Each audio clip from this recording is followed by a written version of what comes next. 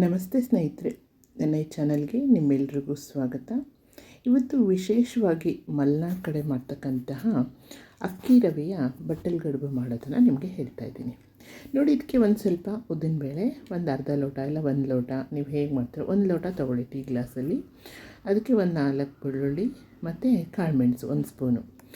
ಅದನ್ನು ರಾತ್ರಿ ನೆನೆ ಇಟ್ಬಿಡಿ, ಬೆಳಗ್ಗೆ ಟಿಫನ್ ಮಾಡೋದಲ್ವಾ.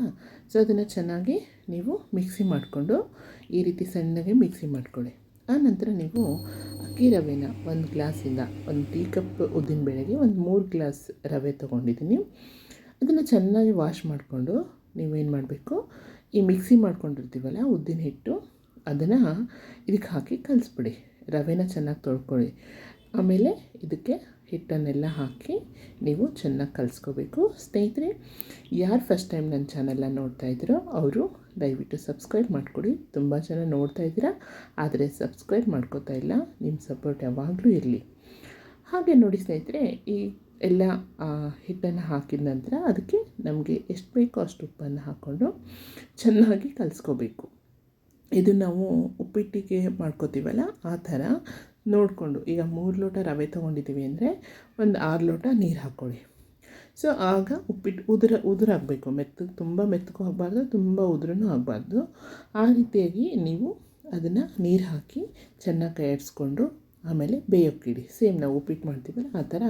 ಆದರೆ ಕೈ ಆಡಿಸ್ತಾ ಇರಬೇಕು. ಬಿಟ್ಬಿಟ್ರೆ ನೀವು ಗಂಟು ಆಗುತ್ತೆ ಮತ್ತು ತಳ ಎಲ್ಲ ಹೊತ್ತುಬಿಡುತ್ತೆ. ಯಾಕಂದರೆ ಅದರಲ್ಲಿ ಉದ್ದಿನಬೇಳೆ ಇರುತ್ತಲ್ಲ, ಹಾಗಾಗಿ ನೀವು ಕೈ ಆಡಿಸ್ತಾನೆ ಇರಬೇಕು. ಅದು ಒಂದು ಹದಕ್ಕೆ ಬರೋವರೆಗೂ ನೀವು ಕೈ ಆಡಿಸ್ತಾ ಇದ್ದಾಗ ಈ ಥರ ರೆಡಿ ಆಗುತ್ತೆ. ನೋಡಿ ಎಷ್ಟು ಚೆನ್ನಾಗಿ ಬಂತು.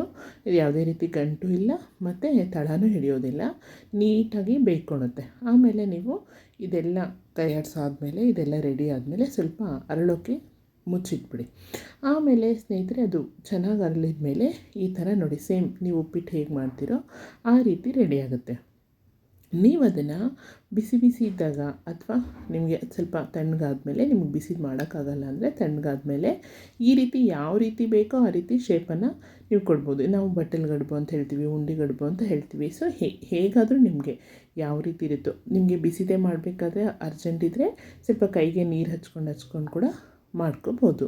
ಈ ರೀತಿಯಾಗಿ ನೀವು ಕಡುಬನ್ನು ಎಷ್ಟು ಬೇಕೋ ಅಷ್ಟು ಒಂದು ಇಡ್ಲಿ ಪ್ಲೇಟ್ಗೆ ಹಾಕಿ ಎಲ್ಲವನ್ನು ರೆಡಿ ಮಾಡಿ ಬೇಯಿಸೋಕೆ ಇಟ್ಬಿಡಿ. ನೋಡಿ, ನೀವು ಹೆಂಗಾದರೂ ಶೇಪ್ ಕೊಟ್ಕೊಳ್ಳಿ. ಬಟ್ಲು ಗಡುಬಾದರೂ ಮಾಡ್ಕೋಬೋದು, ಉಂಡೆ ಗಡುಬಾದರೂ ಮಾಡ್ಬೋದು. ತುಂಬ ರುಚಿಯಾಗಿರುತ್ತೆ. ಇದ್ರ ಫ್ಲೇವರ್ ತುಂಬ ಚೆನ್ನಾಗಿ ಬರುತ್ತೆ.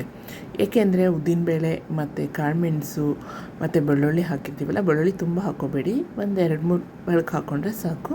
ತುಂಬ ಟೇಸ್ಟಿಯಾಗಿರುತ್ತೆ. ಇದಕ್ಕೆ ಕೆಂಪು ಚಟ್ನಿ, ಬದನೆಕಾಯಿ ಚಟ್ನಿ, ಕೊಬ್ಬರಿ ಚಟ್ನಿ, ಸೊ ಯಾವುದಾದ್ರೂ ಸ್ವಲ್ಪ ಖಾರ ಇರೋ ಚಟ್ನಿಗಳನ್ನು ಹಚ್ಕೊಂಡು ತಿಂದರೆ ತುಂಬ ಚೆನ್ನಾಗಿರುತ್ತೆ. ಇಡ್ಲಿ ದೋಸೆ ಎಲ್ಲ ತಿಂದು ಬೇಜಾರಾಗಿರುತ್ತಲ್ಲ, ಸೊ ಹೀಗೆ ಮಾಡ್ಕೊಂಡು ತಿನ್ನಿ, ತುಂಬ ಚೆನ್ನಾಗಿರುತ್ತೆ. ಹಾಗೆಯೇ ಈ ವಿಡಿಯೋಕ್ಕೆ ಲೈಕ್ ಮಾಡೋದನ್ನು ಮರಿಬೇಡಿ. Thank you.